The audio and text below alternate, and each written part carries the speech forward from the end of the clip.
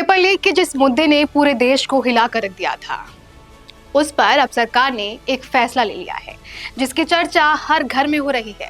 प्रधानमंत्री नरेंद्र मोदी ने खुद सामने आकर एक बड़ा ऐलान किया है और इस ऐलान के केंद्र में वो शख्स जिन्होंने करोड़ों भारतीयों को उनकी डिजिटल पहचान दी। जी हाँ, मैं बात कर रही हूँ इन्फोसिस के को फाउंडर नंदन नीलेकणी की।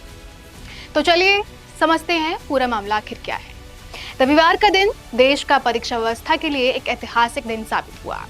प्रधानमंत्री नरेंद्र मोदी ने एक वीडियो संदेश के जरिए देश को संबोधित किया और साफ शब्दों में कहा कि अब परीक्षा प्रणाली को पूरी तरह पारदर्शी और भरोसेमंद बनाया जाएगा। उन्होंने बताया कि इसके लिए एक हाई पावर टास्क फोर्स का गठन किया जाएगा, जिसकी अध्यक्षता आधार प्रोजेक्ट के जनक और वर्ल्ड टेक्नोलॉजी वर्ल्ड के दिग्गज नंदन नीलेकणी करेंगे। ये सिर्फ एक साधारण कमेटी नहीं है, ये उस भरोसे को दोबारा खड़ा करने की कोशिश है जो पेपर लीक के मामलों ने तोड़ कर रख दिया था। पीएम मोदी ने कहा कि इस टास्क फोर्स की रिपोर्ट के आधार पर आने वाले हर बड़ी परीक्षा की सुरक्षा और विश्वसनीयता सुनिश्चित की जाएगी। यानी अब सिर्फ वादे नहीं बल्कि तकनीक के दम पर एक ठोस सिस्टम खड़ा करने की तैयारी है।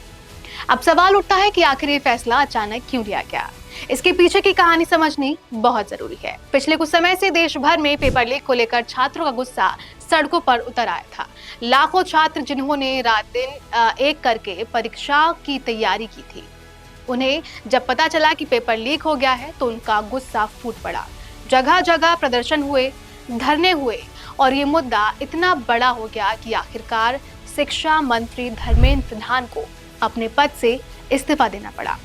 ये इस्तीफा अपने आप में एक बड़ी खबर थी, लेकिन असली सवाल ये था कि आगे क्या सिर्फ इस्तीफे से ये समस्या हल हो जाएगी या फिर सिस्टम में कोई ठोस बदलाव भी आएगा।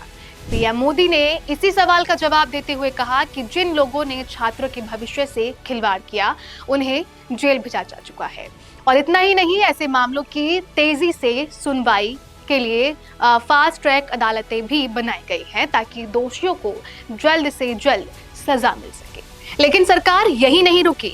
अब संसद में एक सख्त कानून लाने की तैयारी भी चल रही है जो भविष्य में किसी को भी पेपर लीक जैसी हरकत करने से पहले 100 बार सोचने पर मजबूर कर देगा। अब बात करते हैं इस पूरे फैसले के सबसे अहम कड़ी टेक्नोलॉजी की। प्रधानमंत्री नरेंद्र मोदी ने अपने संबोधन में बार बार इस बात पर जोर दिया कि आज के दौर में परीक्षा प्रणाली को सुनिश्चित बनाने का सबसे कारगर तरीका आधुनिक तकनीक का इस्तेमाल है। उन्होंने कहा कि यही वजह है कि इस काम के लिए नंदन नीलेकणी जैसे विश्वस्तरीय टेक्नोलॉजी एक्सपर्ट को चुना गया है। अब यहाँ ये समझना बेहद जरूरी है कि नंदन नीलेकणी कोई साधारण नाम नहीं है। ये वही शख्स हैं जिन्होंने आधार जैसी विशाल प्रोजेक्ट को जमीन पर उतारा, जिसने आज करोड़ों भारतीयों को एक डिजिटल पहचान दी है। यूपीआई और डिजिटल इंडिया जैसी क्रांतिकारी पहलों के पीछे भी उनकी सोच का बड़ा योगदान माना जाता है। तो जाहिर है, जब देश की परीक्षा प्रणाली को डिजिटल और सुरक्षित बनाने की बात आई तो सरकार की नजर सबसे पहले उन्हीं पर गई। ये टास्क फोर्स जब परीक्षा सुधारों पर गहराई से काम करेगी और जल्द ही अपनी सिफारिशें सरकार को सौंपेगी। यानी आने वाले समय में हम देख सकते हैं कि परीक्षाओं का पूरा सिस्टम पेपर सेट होने से लेकर छात्राओं तक पहुंचने तक टेक्नोलॉजी की मदद से पूरी तरह चाक चौबंद बनाया जाए। अब बात करते हैं इस टास्क फोर्स में और कौन कौन शामिल है, क्योंकि ये सिर्फ एक व्यक्ति का नाम नहीं बल्कि अलग अलग क्षेत्रों से दिग्गजों की एक पूरी टीम इस मिशन में जुटी हुई है। सरकारी बयान के मुताबिक नंदन नीलेकणी की अध्यक्षता वाली इस टास्क फोर्स में पहला नाम है पूर्व इसरो प्रमुख एस सोमनाथ का, जिनकी वैज्ञानिक सोच और तकनीकी अनुभव इस काम में बड़ा योगदान देगा। वहीं दूसरा नाम है पूर्व आईबी निदेशक तपन डेका का, जो सुरक्षा से जुड़े पहलुओं को मजबूत बनाने में अहम भूमिका निभाएंगे। तीसरा नाम है आईआईटी मद्रास के निदेशक वी कामकोटी का, जिनकी अकादमिक और तकनीकी विशेषता इस टास्क फोर्स को एक मजबूत बौद्धिक आधार देगी।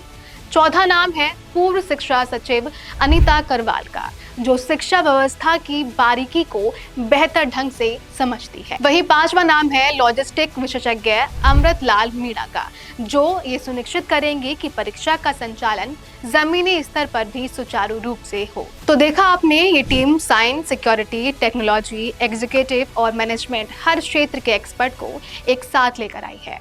यही वजह है कि इसे हाई पावर टास्क फोर्स कहा जाता है। अब इस पूरी कहानी का एक और अहम पहलू है। केंद्रीय मंत्री प्रहलाद जोशी ने अब शिक्षा मंत्रालय का अतिरिक्त प्रभार अपने हाथों में ले लिया है। प्रहलाद जोशी फिलहाल minister of consumer affairs, food and public distribution की जिम्मेदारी संभाल रहे थे और अब उनके कंधों पर एक और बड़ी जिम्मेदारी आ गई है। इस नई जिम्मेदारी के मिलने के बाद प्रहलाद जोशी ने प्रधानमंत्री का आभार जताया और कहा कि वो इस काम को पूरी निष्ठा और मेहनत के साथ निभाएंगे। जाहिर है ये एक ऐसा समय है जब शिक्षा मंत्रालय को एक स्थिर और भरोसेमंद नेतृत्व की सख्त जरूरत है और सरकार ने इस कमी को तुरंत पूरा करने की कोशिश की है। तो अगर इस पूरी खबर को एक लाइन में समेटा जाए तो ये कहा जा सकता है कि सरकार अब सिर्फ बयानबाजी नहीं बल्कि ठोस कदम उठाती दिख रही है। एक तरफ दोषियों पर सख्त कार्रवाई हो रही है, फास्ट ट्रैक अदालतें बन रही हैं, कड़ा कानून आने वाला है और दूसरी तरफ नंदन नीलेकणी जैसे तकनीकी दिग्गज की अगुवाई में एक ऐसी टीम बनाई गई है भविष्य में किसी भी छात्र को ये डर महसूस ना होने दे कि उसकी मेहनत किसी लीक हुए पेपर की वजह से बर्बाद हो जाएगी। अब देखना ये होगा कि ये टास्क फोर्स अपनी रिपोर्ट कब तक सौंपती है और उसकी सिफारिशें जमीन पर कितनी असरदार साबित होंगी।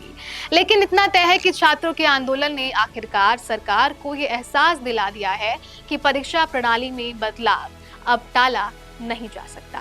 अगर आपको ये जानकारी पसंद आई हो तो इसे ज्यादा से ज्यादा शेयर कीजिए ताकि खबर हर छात्र तक पहुंचे जो इस बदलाव का इंतजार कर रहा था। और ऐसे ही जानकारी के लिए जुड़े रहिए अनकोट मीडिया के साथ।